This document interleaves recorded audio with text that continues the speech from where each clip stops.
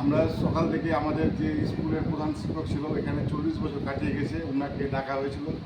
যেহেতু শিক্ষার মানুষ এখন ভুলে গেছে সম্মান করা বা অমুক করা ছাত্রদের এখনকার, ওই জন্য আমরা তুলে আনলাম। যেহেতু ওনার কাছে আমি পড়েছি বা আমার ছেলে পড়েছে, তাই জন্য ওকে কাজে আমন্ত্রণ করানো হলো। সাংগীতিক আজকে দুস্থ লোককে দেখলাম। দুস্থ লোকের জন্য যারা তাদের বাড়ি ছিল, যারা জল বর্ষার মধ্যে জল পড়ছিল, তাদের জন্য কিছু তিরপালের ব্যবস্থা করেছিলাম, ওদেরকে তিরপাল দেওয়া হলো।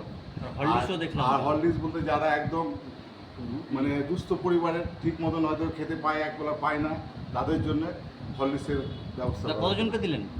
মোটামুটি 60-70 জন করে দেওয়া হলো। এটা কার উদ্যোগে হলো? আমাদেরই উদ্যোগে। হ্যাঁ, কেমন লাগছে? কেমন লাগছে? ভালোই লাগছে।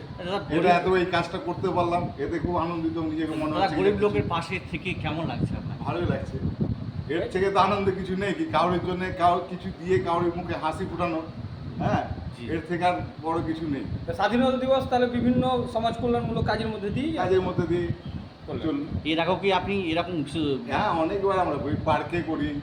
দুস্থ হ্যাঁ, লোকের সঙ্গে দুস্থ থাকেন? লোকের ওই শীতের সময় যেহেতু গ্রামের লোকরা হয়তো পিকনিক করতে পায় না বা মুখ করতে পায় না, তাদেরকে পার্কে নিয়ে যেয়ে বনভোজন প্লাস ওদেরকে কম্বল বিতরণ এর আগেও করেছি। সারা বছরই করেন না? স্যার টুকটাক দেখ, করি। অনেক বড় লোক, অনেক ধনীরা আছে, যেমন দান ফান করে না।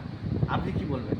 ওর ব্যাপারেও কিছু করা যায় না। সেটা ওর ব্যক্তিগত ব্যাপার, কাউকে কি আছে না আছে। আপনার পরিচয়? আমি রূপসী বাংলার কর্ণধার, আপনার নাম? মিলন গজনবী।